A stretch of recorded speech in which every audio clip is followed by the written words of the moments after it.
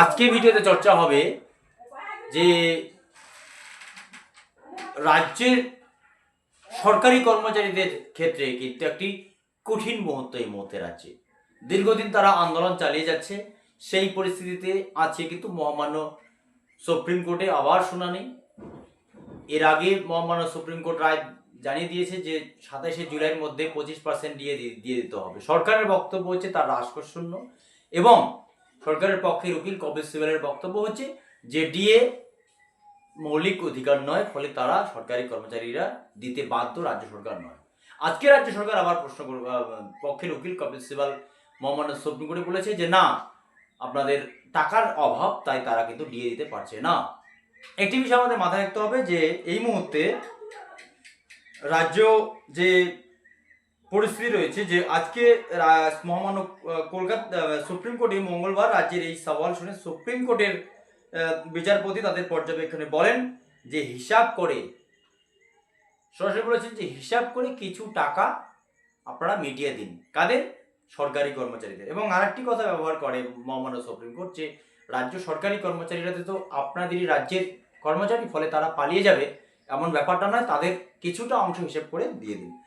তবে তার প্রশ্নের উত্তরে রাজ্য সরকারের পক্ষে যে উকিল কপিল সিবাল, যে কপিল সিবাল একবার রাজ্যের পক্ষে সওয়াল করতে গিয়ে প্রায় লাখ লাখ টাকা, মানে কোটি কোটি টাকা কপিল সিবালকে দিতে হয়। রাজ্য সরকারের বিভিন্ন মামলা তিনি লড়াই করেন রাজ্যের হয়ে।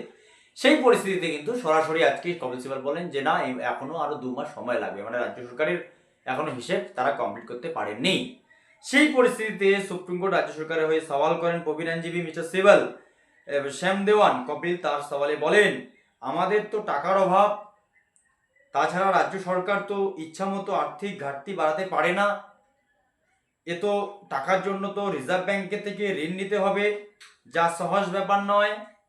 ধার করলে আবার বিধানসভায় থেকে পাশ করাতে হবে, মানে এক কথায় টালবাহানা এবং দিয়ে না দেওয়ার একটা যে ইচ্ছা, সেটা রাজ্য সরকারের পক্ষের উকিল কপিল সিবাল, সেটা আজকে মহামান্য সুপ্রিম কোর্টে পরিষ্কার হয়েছে।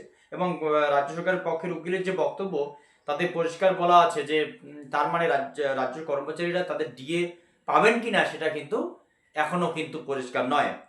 কপিল সিবাল বলেন, কেন্দ্র সরকার তো আমাদের টাকা আটকে রেখেছে, 100 দিনের কাজ প্রকল্পের টাকা দিচ্ছে না। মানে এখানে আপনাদের ডিএর সঙ্গে হঠাৎ করে 100 দিনের ব্যাপারটা কেন আসলো অনেকেরই মাথায় ঢোকেনি। যদিও রাজ্য সরকার খরচ করতে হচ্ছে, রাজ্য সরকারকে খরচা করতে হচ্ছে 100 দিনের টাকা, কেন্দ্র দিচ্ছে না, রাজ্য খরচা করছে, ফলে রাজ্য সরকার বাড়তি টাকা কোথা থেকে পাবে, প্রশ্ন করেন কপিল বাবু। তিনি আরো বলেন, সুপ্রিম কোর্ট তথা আদালত এটা বলতে পারে না যে উপভোক্তা মূল্য সূচক অনুযায়ী রাজ্য সরকারকে ডিএ দিতেই হবে, এটা চাপিয়ে দেওয়া যায় না। মহামান্য কপিল সিবালের বক্তব্য সুপ্রিম কোর্টে। কপিলের কথা শুনে বিচারপতি সঞ্জয় কারোল ও বিচারপতি প্রশান্ত কুমার মিশ্র তাদের পর্যবেক্ষণে বলেন, রাজ্য সরকারকে যে বকেয়া ডিএর থেকে 25% দিতে বলা হয়েছিল তা কি হলো? জবাবে কপিল সিবাল বলেন, 25% মানে কত টাকা সেটা তো হিসাব কষে বের করতে হবে। মানে 25% বলতে কত টাকা, সেটা কপিল সিবালদের বক্তব্য হচ্ছে যে না, তারা রাজ্য সরকার এখনো সেটা পরিষ্কার করেনি। যদিও এটা হয়তো বের করতে রাজ্য সরকারের কাছে পাটিগণিতের হিসেবে বড় বড় আইএসরা থাকেন, ফলে মিনিট 5 দরকার আছে, সদিচ্ছে যদি থাকতো রাজ্য সরকারের মানে ডিএ দেওয়ার। 25% মানে কত টাকা তার হিসেব বের করতে হবে। যা শুনে আদালত বলে, কিছু একটা সঙ্গত অঙ্ক স্থির করে 25% দিতে বলুন রাজ্য সরকারকে। রাজ্য সরকারের কর্মচারী তো আপনাদেরই লোক, তারা কিন্তু পালিয়ে যাচ্ছে না। এদিনের শুনানিতে মূল আলোচ্য সরকারের বক্তব্য শুনে সর্বোচ্চ আদালত সরকারের তরফে আইনজীবী শ্যাম দেওয়ান এবং সওয়াল বলেন, মহার্ঘ ভাতা বা ডিএ রাজ্য সরকারি কর্মচারীদের সাংবিধানিক মৌলিক অধিকার নয় যে তাতে দিতেই হবে, এ ব্যাপারে কোনো আইনি বাধ্যবাধকতা কোথাও নেই, সবটাই রাজ্য সরকারের ইচ্ছা তথা এখতিয়ারের মধ্যেই রয়েছে। তিনি বলেন, এমন নয় যে রাজ্য সরকার ডিএ দিতে চায় না, তবে রাজ্যের আর্থিক কতটা শক্তিশালী সেটা দেখার বিষয়। কেন্দ্র সরকারি কর্মচারীদের সঙ্গে তুলনা করা যায় না। আদালত বলতে পারে না যে কেন্দ্রের সমহারে রাজ্য সরকার ডিএ দিক, মূল্য সূচক অনুযায়ী ডিএ দিক। সুপ্রিম কোর্ট ডিএ মামলায় শুনানি কাল বুধবারও চলবে। বুধবার রাজ্য সরকারি কর্মচারীর পক্ষে আইনজীবীরা সওয়াল করবেন। এদিন মামলাকারীরা বলেন, আমরাও বলছি না ডিএ পাওয়া সাংবিধানিক অধিকার, তবে উপযুক্ত উপভোক্তার মূল্য সূচকের বিষয়টি অনুসরণ করার কথা রাজ্য সরকারের রেপোতেই রয়েছে।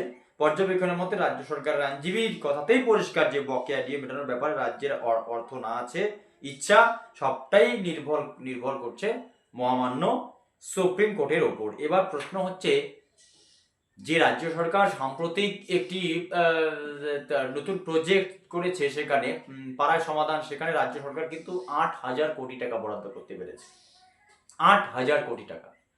তার পরবর্তীতে সময়ে কিন্তু এই পুজো কমিটিগুলোকে রাজ্য সরকার অতিরিক্ত আরো 85 থেকে বৃদ্ধি করে একবারে 1,10,000 করেছে, অর্থাৎ সেখানে কয়েকশো কোটি টাকা বৃদ্ধি হয়েছে। ফলে এর আগে কিন্তু মহামান্য supreme Kolkata high court group C group D তাদের চাকরি চলে গেছে, সরকার তাদেরকে বেতন দিতে চেয়েছিল 25 থেকে 20,000 টাকা। সেখানে কিন্তু পরিষ্কার তোমার মহামান্য কলকাতা হাইকোর্ট জানিয়ে দিয়েছে যে যারা কাজ করছে না, কাজ না করলে কিসের টাকা, যারা কাজ করছে তাকেই টাকা দিন।